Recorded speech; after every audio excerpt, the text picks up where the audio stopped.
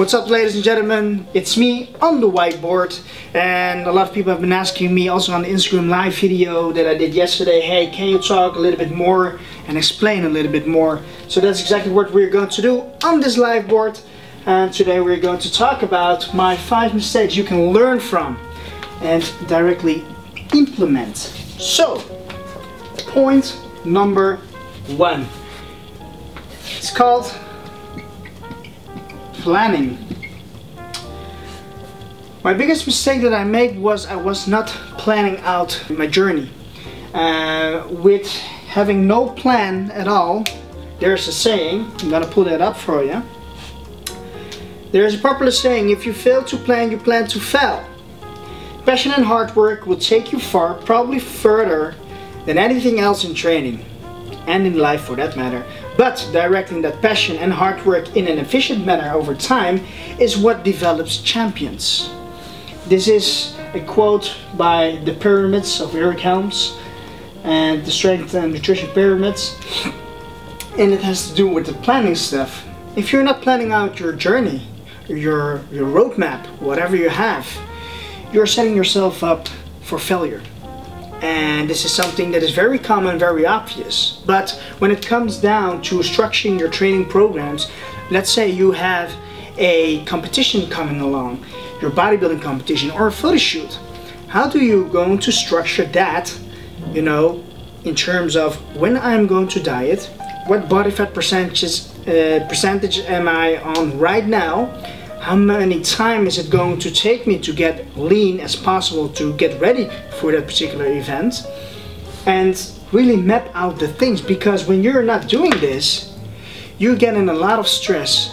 Whenever you're going to enter into that event, what will happen is you probably see that you're not ready at that particular point. So you're gonna, you know, enhance or fast forward everything, and you're gonna stress your diet even more and drop calories even more to become ready for that particular event. You're gonna feel miserable, you're gonna feel, you know, depressed, and you're not gonna feel good in life in general, you know. So it really enhances your life and your experience, your journey, and everything else. So really, planning is something you need to do. Map out everything, you know, and see how long it takes. Add some extra weeks to that. So let's say I have a competition coming along in about 1 year. So 1 year from now I'm gonna do a competition. At the moment I am 85 kilograms, and my last contest was in 2015. I was weighing in 67.5 kilograms, totally peeled, totally shredded. So I know that I have to lose a lot of weight. Now, if I'm going to map out everything, you know, how many weeks it's going to cost me to get back to that shape, and I'm assuming that I've gained muscle mass, so that I don't have to go that low again, but I still want to aim for that 67.5 kilogram. This way, I plan my weeks, and on top of my head, it will be probably 8 to 9 months. So I know for 8 to 9 months, I need to diet down on a healthy way with a healthy drop in weight and fat loss, so that I'm not losing a lot of muscle mass. I know that 8 to 9 months is going to take me to get that lean, and I'm going to add some extra weeks to that. So let's say 10-11 months for this prep, because certain events can happen. I'm planning that there might be some birthdays that I need to go over, or I need to celebrate things with my family, and I need to eat out. You know, eating out and all these stuff, all these events, you cannot track your macros. You can't sit over there, you know, and have your chicken, rice, broccoli with you. But is that really enhancing your personal life too? Is that appropriate to do when your grandmother is, her birthday is coming along, and you are sitting there and not eating her favorite dish to make for the family? Is that appropriate to do? So really enhancing your life by this planning stuff. So the second one. The second mistake is no realistic goals.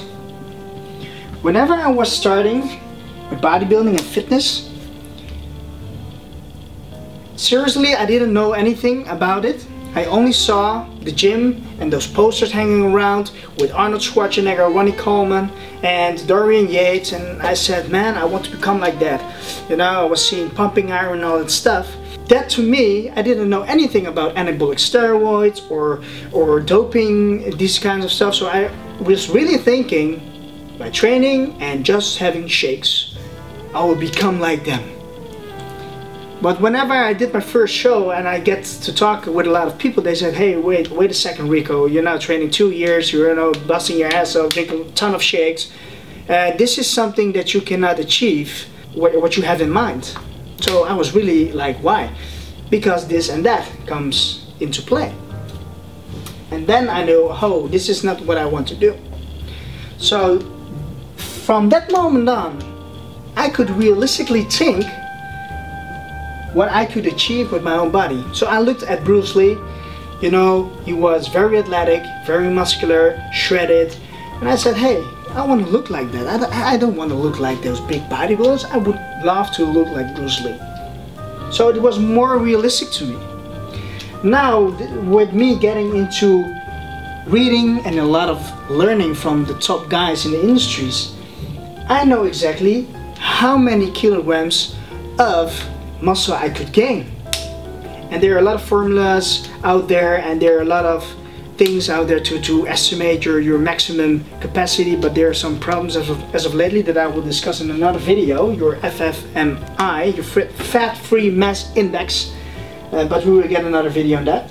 From that moment on, I knew, alright, I'm training for a couple of years right now. I have pretty much gained a lot of muscle mass because of my hard work, because of my patience and stuff, but I didn't really have the plans. But if I had that plan, I would have become more muscular than I am right now. So there was something that I have not taken at that particular point in time, but we will get to 2.5. So from that point on, I knew, hey, I've been training for a couple of years, I've been gaining solid muscles right now, and to make more further progress, based on the literature, you know, I would be happy with just 1 kilogram over a period of 5 years or 1 year.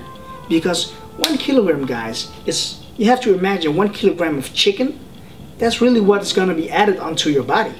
So I knew for myself, hey, it's going to take a lot of time, effort, with results that you cannot even spot in the mirror, because it's going to take years. And now from this moment on, I knew, hey, I'm here for the long run, and I'm not here to get jacked tomorrow, you know, or next week or whatever. I knew that it's gonna take a lot of time, and probably my whole life. You will never ever get to your maximum potential in terms of natural muscle mass. You will never get there.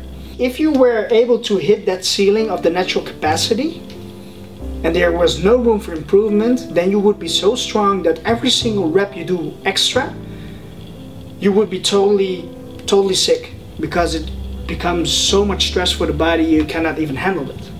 So no realistic goals, big one, a huge one, where a lot of people make this mistake, you know, and they quit after a couple of weeks. This is the problem. Point number three, having no flexibility. This is a huge one also, guys, because having no flexibility, if you have a structured plan, this is your training schedule, 5 days a week, 6 days a week, whatever you have, now you're getting into the bro stuff. Monday is chest day, Tuesday arms day, legs day, never ever. But you know the point that I'm making here. If you are structured to have only chest on Monday, but for a single reason you were not able to train chest on Monday because there was something happening in your personal life or whatever, now you are throwing off the wagon, you know, you're totally done with it because your structure is messed up, because you have had no flexibility. Instead of saying, hey, screw this, you know, this week I'm not going to train because I screwed already the Monday, why not say, hey, I have the flexibility to do whatever I want. So today I did not train my chest. I will do that tomorrow on Tuesday, and just make sure I push everything one day extra in the week. Sometimes you want to say, hey, I'm just gonna skip this workout because I have a lot of stress today, you know, and not going to the gym would be more wisely for me to do than if I would be going to the gym and really, you know, kick my ass and really drag myself to the gym and not getting out of it and getting even more miserable when I'm coming home thinking of that it was a shit workout, right? So always have the flexibility, not only in training, also in nutrition. So nutrition wise, flexibility is important. You're gonna have those events what I was talking about. Your grandmother make their favorite cake for the family and you needed to taste, and you had to. How are you gonna do with that? Flexibility, guys, big one. Point number 4. Instant success. We are living in a society nowadays where we want everything right now. It doesn't matter what. Success, we want to have it tomorrow. You know, muscles, we want to have it tomorrow. And that's why I see a lot of young people in the world of fitness and health, you know, and it's becoming even younger with the years. They're taking steroids, they're taking doping and stuff like that, just because they want that instant success. And it starts with having no realistic goals, you know, no planning, nothing. And instant success, guys, it's not gonna happen. It's not gonna happen. Never in life it is going to happen. In every single thing you do, there's no such thing as instant success. Probably luck. Yeah, luck. But how many people in the world are really lucky? Not a lot of people, I can tell you. Most of the successes in the world is because of hard work and the realistic goal setting that comes with it. Don't think you can have shortcuts. Shortcuts are not gonna make you better. Shortcuts are gonna make it worse for you. So really, when it comes down to, try to get rid of the thinking instant success and really try to accept with the realistic goals that whatever you want to achieve, it will come to you. With hard work, with education, with common sense, discipline, and you need to have a lot of patience. And when you accept that this whole problem, this whole mistake, you know, that you want to have that instant thing will be vanished. You will have no problems, you know, with hasting, or you will have no problems with hurry up with certain things, and you're gonna fix a lot of stress. You don't will be as stressful when you have this unchecked. Point number 5, this is the biggest one. The art of learning, guys. This one is like, yeah, I can't stress it enough. This one is the infinity. I don't know what I'm drawing here, but to make my point, art of learning. Everything I know today, on this date, I've learned. Everything that I have been doing for 8 years, guys, I made one whole big mistake, which was not the art of learning. And I sucked at school, you know, and I only could learn something when it was very interesting to me and I can learn all of it, a ton of it, you know, and that's pretty much with all I learn. I only want to learn it whenever, you know, I like it. Because it's fun to me. That's the same thing that I did with this. I picked up the books, you know, I came to all the researchers in this industry and learned from their literature, you know, see what's out there. And this was the only thing that was making me free from all the bullshit. Because there's so much crap out there. You know, you're not getting facts or advices from people around in the gym. There are a lot of people talking to each other with the best advices they have, but they have it from Ronnie Coleman they saw on YouTube, and that was actually not, you know, backed up by literature at all. It was just by their own science stuff, what they have experienced in life. Sometimes it can help, yes, but 95%, I will tell you, it's crap. So, making this mistake, you will make all these mistakes too. Once you are getting into the art of learning and get to the right sources to learn from, all these mistakes above will vanish.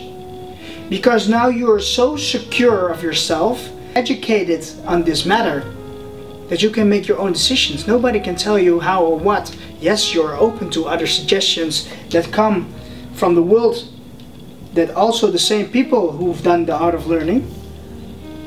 You can take advice, sure, no problem. But all the other doesn't really matter anymore. And the art of learning, guys, what it helps you to have is a stress-less life. And man, this is worth a ton right now, because I've worked with a lot of clients, and I can tell you the amount of stress nowadays, because all the social media influences, you know, all the bad information there is out there, the popularized diets and stuff that didn't work out and they make all the people miserable. All this was because they made one mistake. They didn't do this, the art of learning, and some people, they are not willing to learn. And please don't tell me, yeah, but I cannot speak English, Rico, so how do I read it? Learn English. That's so obvious. Learn the language. It can take a human 6 months, even faster, to learn a language, to speak it fluently. So why are you saying to yourself, you cannot do this? You can. So learn the freaking English to read, because a lot of literature is done in English, you know, and if you've done this will become no problem at all, because you know exactly what to do, which leads at the end to a stressless life, which is very important nowadays, because a lot of people are prone to this stuff, to a lot of stress, depression, you know, and if there's one thing in life that's gonna hold you back from results, it's gonna have a lot of, it's gonna be a lot of stress and the depression itself. So yeah, this was about it, ladies and gentlemen. I hope you liked it, and give us a thumbs up. Make sure to subscribe to get more from these videos. The next video will be a fat to shred video again, with a subtle training. So let's check. That's going good. See you on the next one, guys. Thank you.